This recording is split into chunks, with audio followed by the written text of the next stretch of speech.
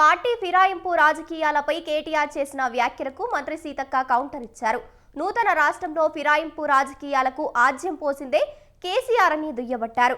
ఫిరాయింపు సంస్కృతికి పితామహుడు కేసీఆర్ అని, పరాయి పార్టీలో గెలిచిన తలసాని సబితా ఇంద్రారెడ్డిని మంత్రులు ప్రమాణం చేయించిన చరిత్ర బీఆర్ఎస్ది అని విమర్శించారు. నాడు పార్టీలు మారిన ఎమ్మెల్యేలతో రాజీనామాలు చేయించారా? పార్టీ మారిన వారితో రాజీనామా చేయించి మాట్లాడితే మంచిదని ఉచిత సలహా ఇచ్చారు మంత్రి.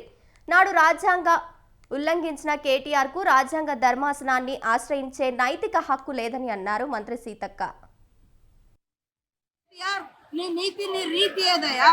ఆ రోజు తలసాని శ్రీనివాస్ యాదవ్ను, సబితా ఇంద్రారెడ్డిని తీసుకొని ఎమ్మెల్యేలుగా తీసుకొని అదే గవర్నర్ దగ్గర తీసుకుపోయి అత్యంత నీచంగా హేయంగా నువ్వు మంత్రి పదవులు కూడా ఇచ్చి రాజ్యాంగాన్ని ఉల్లంఘించిన నువ్వు ఇవాళ రాజ్యాంగ ధర్మాసనం కాడికి పోయేటువంటి అర్హత నీకుందా? ఫస్ట్ ఇప్పటికైనా నేను సవాల్ చేస్తున్నా. మా పార్టీలోకి వచ్చినటువంటి ఎమ్మెల్యేలు నువ్వు అంటున్నావు కదా, దానికి పునాదిగా నువ్వు కొత్త రాష్ట్రంలో మొత్తం 2014లో 2018లో ఎవరున్నా కూడా పాపం సర్పంచులున్నా, ఎంపీటీసీలున్నా, జెడ్పీటీసీలున్నా, ఎమ్మెల్యేలున్నా, ఎంపీలున్నా అందరినీ భయపెట్టి బలవంతం చేసి రకరకాలుగా తీసుకొని అలాంటి మార్పిడులకు శ్రీకారం కొత్త తెలంగాణ చుట్టింది నువ్వు. నీకు రాజ్యాంగం మీద గౌరవం ఉంది. ఇన్నో పోయారంటే మరి నీ పార్టీలో ఉన్న ఒక్కరిని కూడా ఎందుకు నువ్వు రాజీనామా చేసి మళ్ళీ ఎలక్షన్కి రాలే? ఇవాళ డిమాండ్ చేస్తా ఉన్నావు. అదే కాకుండా ఇప్పటికీ మేము సవాల్ చేస్తున్నాం. మీ పార్టీలో ఇతర పార్టీ నుంచి వచ్చిన వాళ్ళు ఇప్పుడు కూడా గెలుచున్నారు, వాళ్ళని కూడా రాజీనామా చేయించి.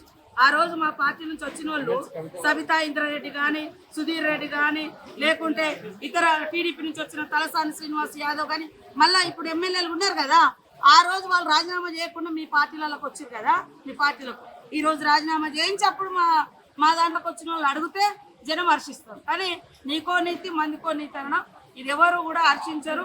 కాబట్టి ఆ యూట్యూబ్లు పెట్టుకొని చూపించుకున్నంత మాత్రాన ఎవరు ఏదో పేడి ఆర్టిస్టులతో మాట్లాడిస్తే